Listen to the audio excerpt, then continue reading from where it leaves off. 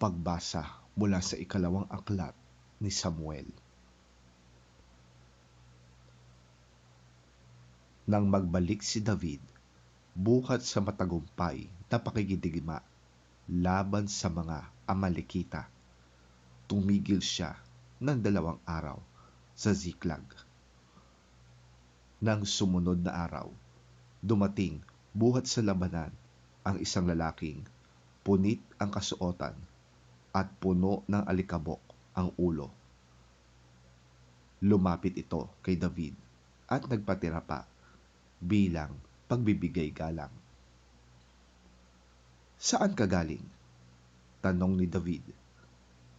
"Tumakas po ako sa kampo ng Israel," sagot ng lalaki. "Bakit? Ano bang nangyari?"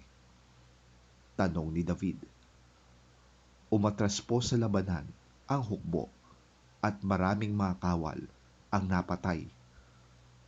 Napatay rin po ang mag-amang Saul at Jonathan," sagot ng lalaki. Nang marinig ito, pinunit ni David ang kanyang kasuotan. Gayon din ang ginawa ng mga kasamahan niya. Tumangis sila, nag-ayuno at nagluksa hanggang gabi, sapagkat si Saul, ang anak nitong si Jonathan, at ang iba pang lingkod ni Yahweh sa bansang Israel ay nasawi sa labanan.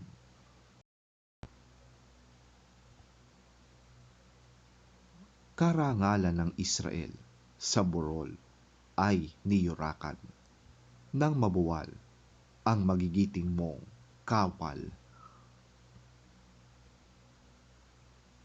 Si Saul at si Jonathan ay ulirang mag-ama. Sa buhay at kamatayan ay palaging magkasama. Bilis nila'y higit pa sa agila, higit pa kaysa leon ang lakas na taglay nila. Mga kababaihan ng Israel, kayo'y magsitangis sa pagpanaw ni Saul na sa inyo'y nagparamit ng magandang kasuotang may hiyas na nakakabit. Ang magigiting na kawal ay nabuwal sa labanan. Ganyan napansin sa burol nang bumagsak si Jonathan. Sa pagpanaw mo, kapatid kong Jonathan, ngayon ako'y nagluluksa, pagkat ikaw ay mahal ko at sa iyo'y humahanga. Ang pag-ibig na ukol mo sa akin ay pambihira, mahigit pa sa pag-ibig ng babaeng minumutya. Ang magigiting na kawal sa labanay labuwal. Ang kanilang mga sandata ay wala na ngayong kabuluhan.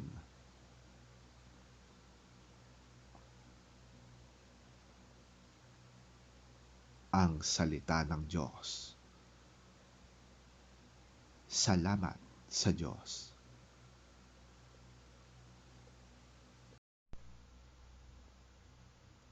Ang mabuting balita ng Panginoon ayon kay San Marcos. Papuri sa iyo, Panginoon. Pag-uwi ni Jesus, muling nagkatipon doon ang napakaraming tao, kaya't hindi na sila nagkaroon ng pagkakataong kumain pa.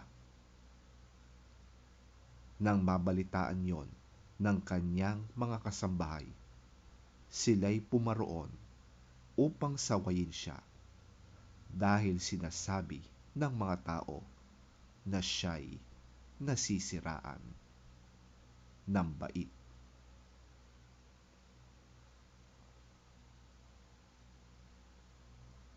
Ang mabuting balita ng ating Panginoon.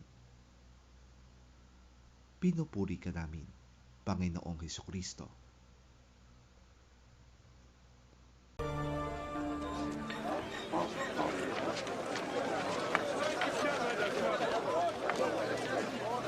Then Jesus entered a house, and again a crowd gathered, so that he and his disciples were not even able to eat.